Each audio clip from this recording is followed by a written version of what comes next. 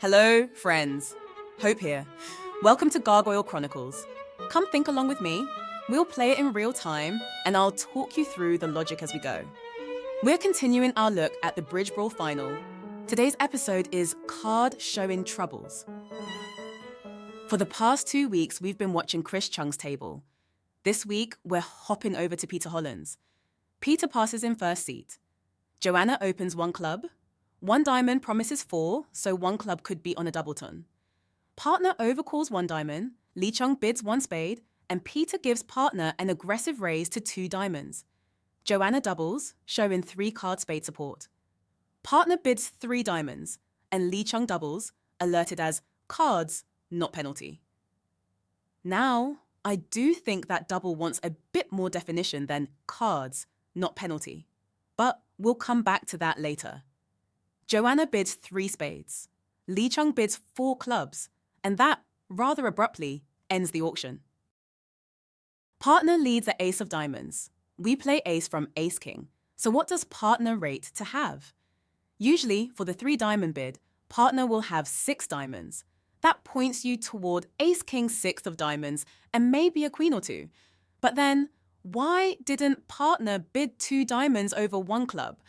Opposite a passed hand, ace-king 6, even with 2 queens, feels like a perfectly normal 2 diamond call. So partner probably has only 5 diamonds. And if that's right, then he certainly has a singleton somewhere to compete to the 3 level. Perhaps 3, 4, 5, 1, which would make declarer 3, 1, 3, 6. In any case, we wouldn't mind a heart switch, so we discourage with the 8 of diamonds. Declarer plays the deuce. Partner continues with the king of diamonds, and Peter follows with the 3, commenting on his live stream that this is suit preference for hearts. I strongly disagree. It's count, and for 3 separate reasons. First, the normal order of operations in carding is attitude, then count, then suit preference. That's the standard procedure. I don't see any reason to abandon it here. Second, you don't need suit preference. You didn't discourage because you wanted partner to switch to dummy's source of tricks. The discourage in diamond already suggested hearts. That message has been sent. And third, partner needs count. He might like to know whether he has a safe diamond exit or not. So he needs to know whether you started with 3 diamonds or 4. So yes, I agree with playing the 3, but not as some Humpty Dumpty suit preference signal, where cards mean whatever we say they mean. It's upside down, count, showing a doubleton. Partner continues with the 10 of diamonds. Declarer pitches the heart 9 from dummy and wins in hand with the jack. Then declarer leads the 4 of spades. 6, king, deuce. Sorry, what? Why are we not drawing trump? Next comes a club from dummy. 3, jack, queen. What is declarer's club suit? With 5 or 6 clubs, she'd surely cash the king before taking the finesse. So maybe she has ace, jack, 9, 8. That would give her 3, 3, 3, 4 and partner 3, 2, 5, 3, which means they've both taken a fairly imaginative view of the auction.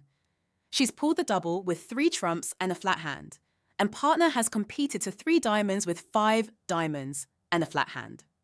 Brave, but maybe not wise. We've already decided partner rates to have a singleton if he's competing to 3 diamonds with only 5. So could that singleton be a heart rather than a club? That would give declarer 3, 4, 3, 3. I still don't like the pull, to be honest. But all in all, this is the layout that makes the most sense. Partner now shifts to the queen of hearts.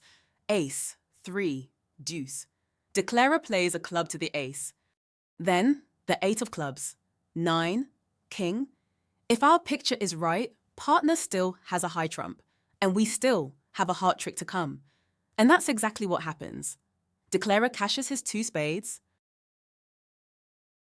and gives up a heart trick to us. We then have to let dummy's trump score en passant and partner's trump scores at the end. Down 2. Here's the full deal. Now, let's get back to the card showing double, because that's really the heart of it. What should the double of 3 diamonds actually show? Even if it isn't a penalty double, it still has to show at least some tolerance for defending. If you had no interest in defending at all, you'd simply bid something. So you shouldn't have great club support. You also shouldn't have 5 spades, because if you did, you'd just bid spades at the appropriate level. And importantly, you shouldn't have a stiff diamond. On top of that, you should have serious game interest. In a part score battle, your goal is to push the opponents up to the 3 level. Well, we've already done that. So if we have no interest in game, we're finished.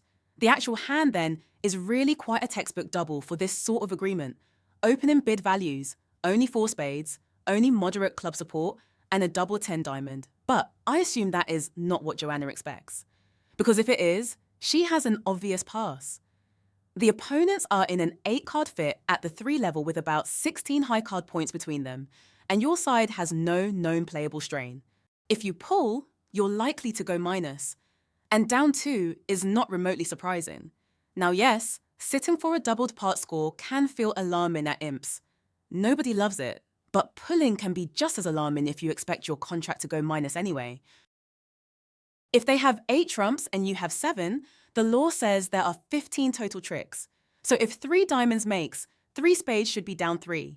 That means if you pull, you gain only 5 imps. And that's assuming they don't double you. But if 3 diamonds is down 1, then 3 spades should be down 2. In that case, pulling loses 9 imps. So even if you think 3 diamonds is a slight favourite to make, and I don't, it's still right to sit. Here, 3 diamonds is actually down 3, so the pull is a huge loser. You go minus 200 instead of plus 500. Properly painful, that. Joanna knows all of that. So why didn't she pass? My guess is that she doesn't share my view that the double denies a singleton diamond. The opponent's auction suggests partner has a singleton, and if that's possible, then the danger in passing goes up sharply. But I do think that's an important agreement to have. A double that shows extra high cards but tells you nothing about shape isn't terribly useful. If responder can have a stiff diamond for this double, opener can't make an intelligent play or defend decision. Now let's switch to the other side of the table. What should you do when partner pulls to 3 spades? Well, it depends what you think partner's pull means. If you expect partner always to pass with 3 diamonds, and sometimes with 2, then you can place partner with at least 5 clubs, and very likely 6. Presumably, with 4 hearts, she would bid 3 hearts. So the only time she doesn't have 6 clubs is specifically with 3, 3, 2, 5, and sometimes she will choose to defend with that shape. So correcting 3 spades to 4 clubs is perfectly reasonable. Maybe partner can go on to 5. But if you think it's possible partner has 3 diamonds, then I think trying 3 no trump is reasonable. You shouldn't have a full stopper, because with a full stopper, you would have bid 3 no trump on the previous round. So partner should expect queen doubleton or jack third. Would 3 no trump make? The commentators didn't think so at the time. But I'm not sure they gave it quite enough time in the oven, because I think it should make. Shall we have a look at why? As usual, I'm rotating the deal to make declarer south. West, having raised diamonds, will presumably lead the 8 to deny an honor. East wins. And returns a diamond to preserve communication.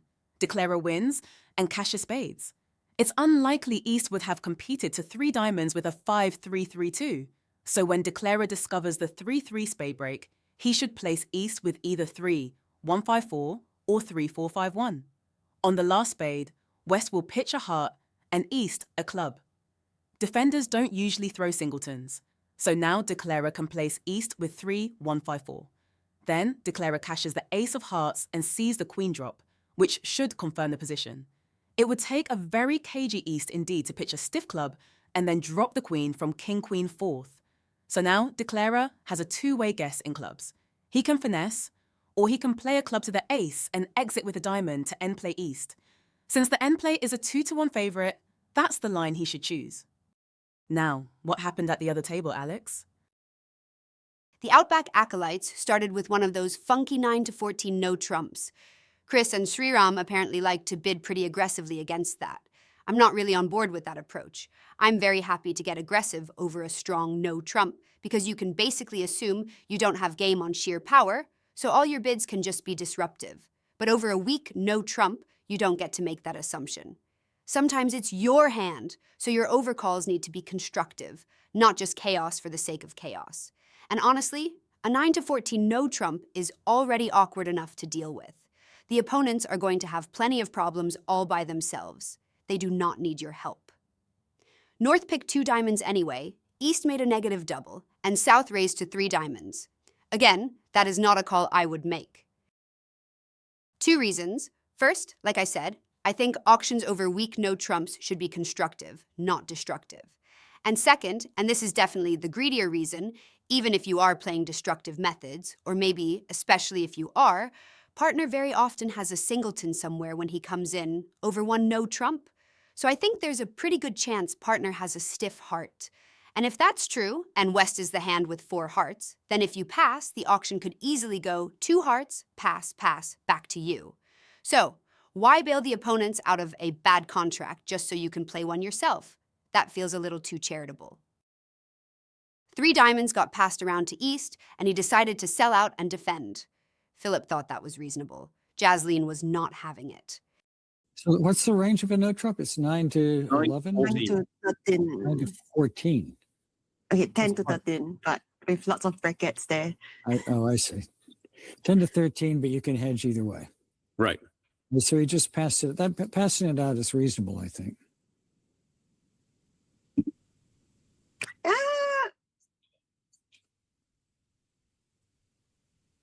I think you should double again, no?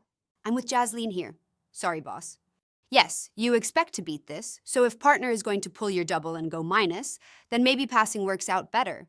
That part is real. But there's another issue. If partner is maximum, your side might just have game, so you may need to double now to protect that possibility. This second double should show a hand where you were at least considering game. Once the opponents are up at the 3 level, you're not really still scrapping over part score anymore, so partner should almost always pass it. Instead of calling these doubles cards, not penalty, I think I'd define them a little differently. Penalty, but not a trump stack. 3 diamonds undoubled went down 3, so that was plus 150, and the Peter Hollins team picked up 8 imps. Plus 500 would have bumped that up to 12 imps. They got a little lucky that the opponents went minus at the other table, so the missed double didn't sting as much as it could have. Back to you, Hope. Thanks, Alex. So both tables passed up plus 500 out of Merikoscora diplophobia. That's fear of doubled part scores for those without a degree in bridge pathology. Which is funny, really. In the early days of bridge, everyone bid like mad, so everyone played penalty doubles.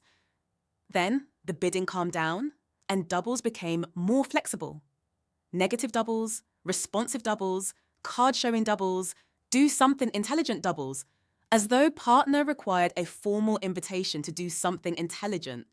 And now, of course, everyone's bidding like mad again. So perhaps it's time for the pendulum to swing back. Not all the way back. I'm not volunteering to give up negative doubles. But once we've made a couple of calls, no fit has appeared, and the opponents still haven't stopped bidding, it would be rather nice to have a method for making them regret it. And that's the board. Tell me your thoughts in the comments. I always enjoy seeing the different approaches. If this helped, give it a like and subscribe so you don't miss the next episode. And remember, bridge is the last game standing where humans still outplay the computers. Let's keep the edge sharp. I'm Hope. I'm Alex. And this is Gargoyle Chronicles. Thanks for watching, and I'll catch you next time. Bye.